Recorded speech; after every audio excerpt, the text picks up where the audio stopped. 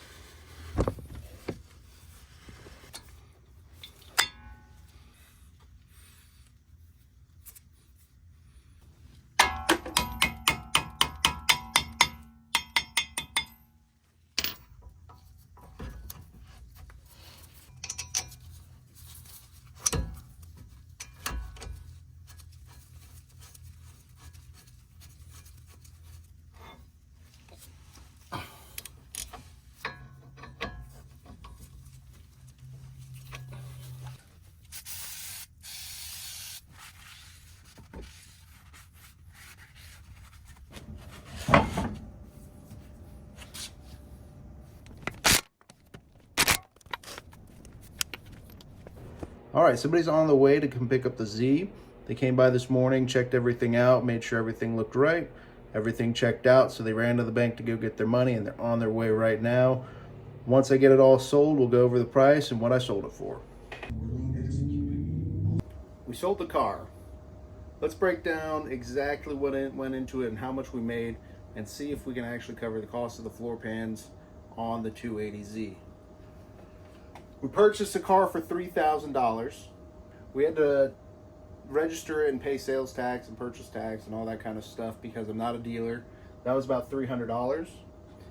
We had to do the brakes and the hubs because of the grinding in the back, as well as the shaking under heavy braking that we were experiencing when we were driving it around.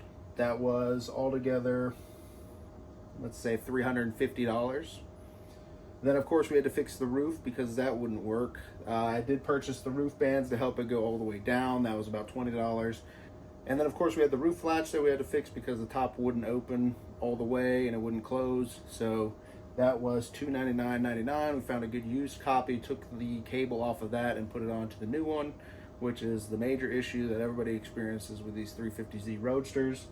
And then we purchased a bunch of cleaning stuff, the polisher, the polishing compound, different soaps and stuff like that. And then I had to purchase some impact swivel heads so that way we could access the rear hubs in the back, because the axles, the way that they go in, unless you take them off, you have to use a swivel head. I figured it was about $250 for all of that. I probably could finagle the math to go through however many projects cars that I use them on.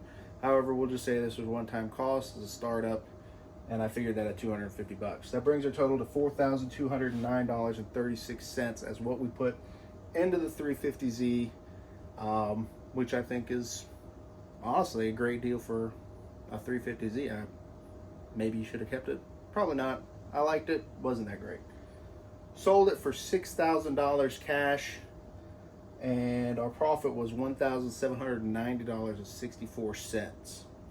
I worked on it for about 15 hours, maybe, give or take 2 hours.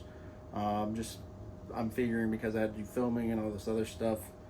I'd say 15 hours. I think I probably had 6 hours of raw footage on there, but we'll just go with 15 hours, which puts me about $119 an hour in terms of what I earned off of this car. Now, does this pay for the floor pans? Yes, it does. It does not cover, unfortunately, the labor that I'm going to have to pay to put it in. The cost shipped to my door was about $16.50 for the pans, the rails, and the mounts for the seats. So we covered the material costs on it using this car. However, we did not cover the labor. So let's start looking for a new one, and I'll see you when I get that new car.